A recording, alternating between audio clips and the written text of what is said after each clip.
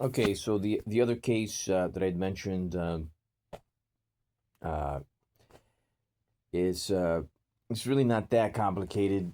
I felt a little bit the I reached out to a government run facility, most likely privately owned. Uh,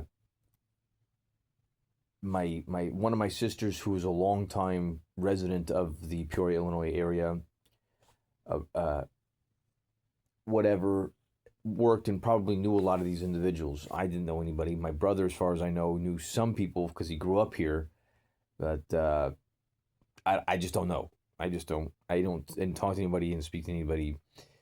Uh, I grew up. There's a couple of classmates that I knew when I was like before I left. Before they made a my mother made a mistake, but then they made a worse mistake with their decisions post facto. My guess is that they may have wanted to have some sort of a joke, a funny occurrence that led to what potentially a righting of a wrong from a long time ago, with payment financially potentially, or there should be. Um, anyways, I reached out to a government-run facility because an individual had become did nothing illegal, nothing wrong. I should have maybe not dialed. They said that was my mistake. I was like, well, you can't. That's absurd. The individual was. I had just arrived here in the state of Illinois.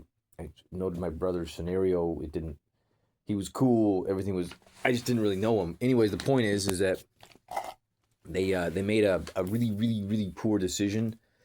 Um, was a little bit. The weather was a little bit perplexing. It wasn't that cold. It was chilly, I guess. Anyways, I was saying my morning prayers, or shakrit.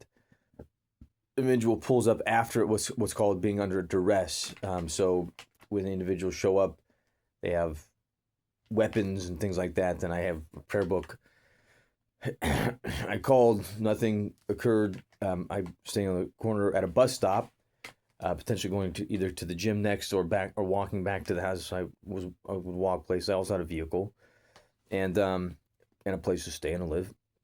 And then the individual, I thought it might have been a taxi cab or that they may have sent me a vehicle to just drive me back there because of my father's mistake. But anyways, was not allowed to exit the vehicle post facto. Then I was kind of ushered along, pun intended, into a facility without my knowledge, and I was not allowed to depart post facto. The workers there may have been slightly adversarial, things of that sort. Thanks for listening.